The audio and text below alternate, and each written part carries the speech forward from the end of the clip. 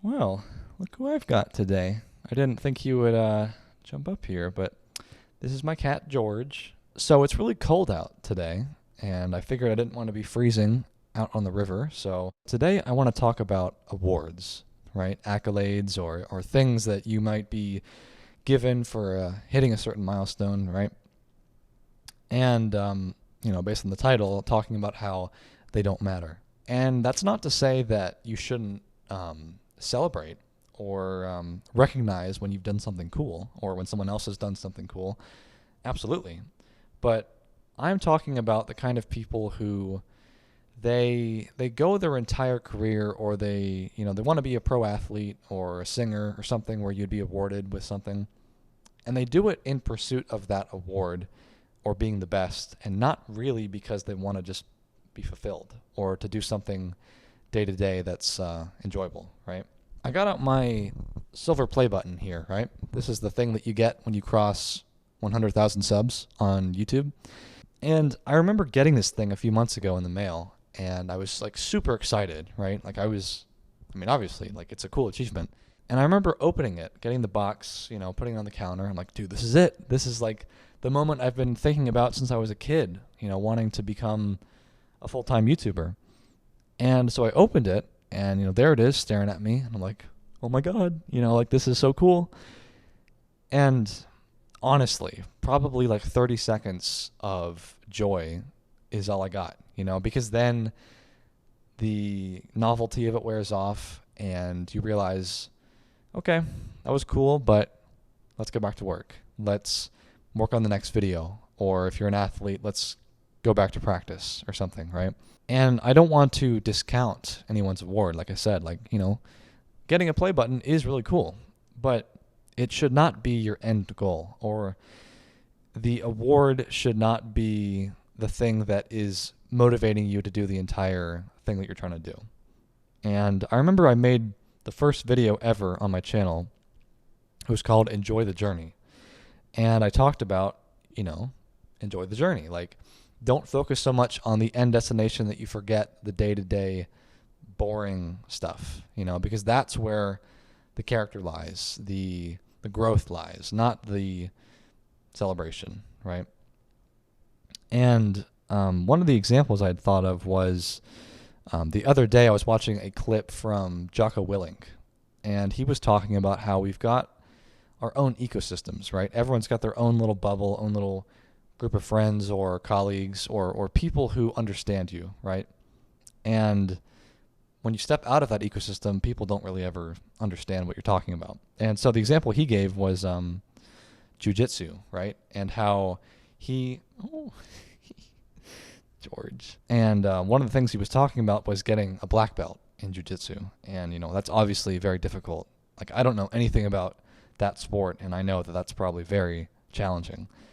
And he was talking about how despite the challenge and prestige that comes from getting something like that, if he was to go to his mom and say, like, hey, Mom, I got my black belt, she'd probably be like, yay, like, good for you, son. But people outside of that ecosystem, like his mom, don't understand what it means to go through that gauntlet of getting the black belt. And as a result, she probably doesn't even really care. She's like, that's cool, but it's not as special to her as it is to Jocko or to other people in the sport. And, I think about that with like YouTube and this play button, and how I understand what it means to, make hundreds of videos and put a lot of time and heart and soul to get to that 100,000 sub mark.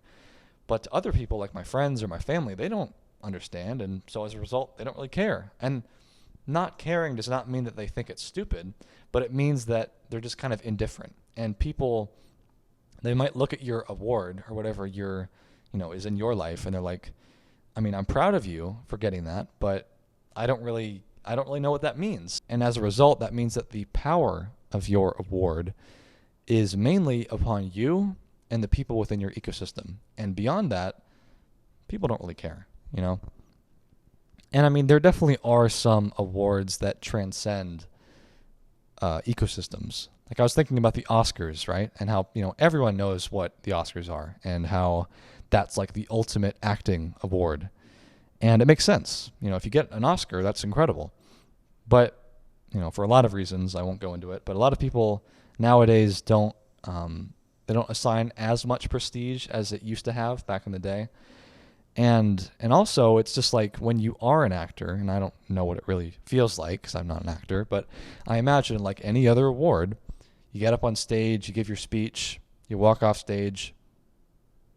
It's like, that was cool, but, what's the next movie I'm going to do, Because actors, like, anyone, they are doing it because they love acting. They love giving a performance that the audience will love, not the award.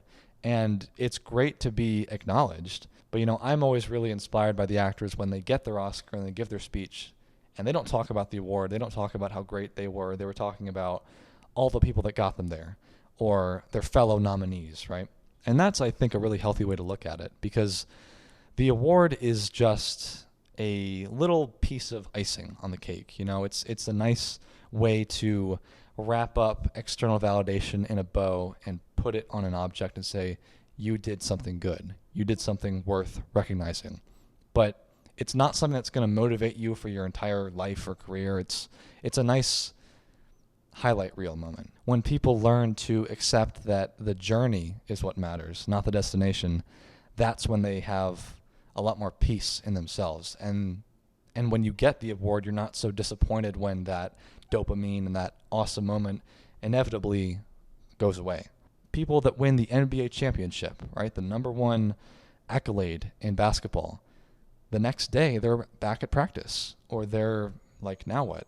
And while it's nice to get, the ring or the trophy or whatever, the next day you got to get back to it, And I just think that's going to give you a lot more peace, man. Like, another example I was thinking about was a clip from a podcast with David Goggins, and he was talking about this one Medal of Honor recipient, which, if you're not American, that is the highest military honor you can be given.